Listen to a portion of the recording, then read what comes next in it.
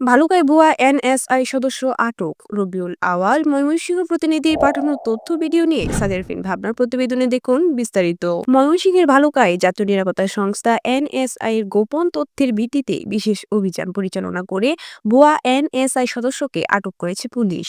সোমবার ২১ এপ্রিল দুপুর পৌনে ১টার দিকে এনএসআই এর তথ্যের ভিত্তিতে ভালুকা উপজেলার ভালুকা সরকারি কলেজের সামনে থেকে তাকে গ্রেফতার করে ভালুকা মডেল থানা পুলিশ। গ্রেফতারকৃত ভুয়া এনএসআই সদস্য রুকনুজ্জামান নাইম, বাড়ি ময়মনসিংহের ভালুকা উপজেলার খুজিবাড়ি মোড় ৩ নং ওয়ার্ডের মোহাম্মদ নজরুল ইসলামের ছেলে।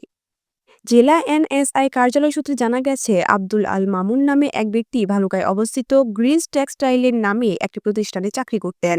সেই চাকরি ছেড়ে দিয়ে বর্তমানে ভালুকায় গাড়ি ও বালুর ব্যবসা করেন। আব্দুল আল মামুন গ্রিজ টেক্সটাইলে কর্মরত থাকাকালীন অবৈধ টাকা আত্মসাৎ করে চাকরি ছেড়ে চলে আসেন। এমন অভিযোগের ভিত্তিতে এনএসআই হেডকোয়ার্টার থেকে তদন্ত দেওয়া হয়েছে। এমন তথ্যের ভিত্তিতে এনএসআই প্রধান কার্যালয়ের প্রতিনিধি হিসেবে পরিচয় দিয়ে ভুয়া এনএসআই সদস্য রুকনুজ্জামান নাইম ওই ব্যক্তির কাছ থেকে ১৫ লাখ টাকা দাবি করে।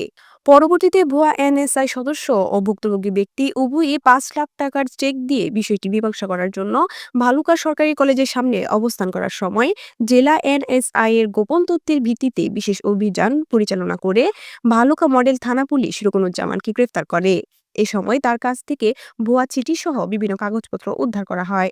এ বিষয়ে ভালুকা মডেল থানার অফিসার ইনচার্জ শামসুল হুদা খান জানান, ভুয়া এনএসআই সদস্য পরিচয় দেওয়ার ঘটনায় রুকনুজ্জামানকে গ্রেফতার করা হয়েছে এবং পরবর্তী আইনি কার্যক্রম প্রক্রিয়াধীন রয়েছে।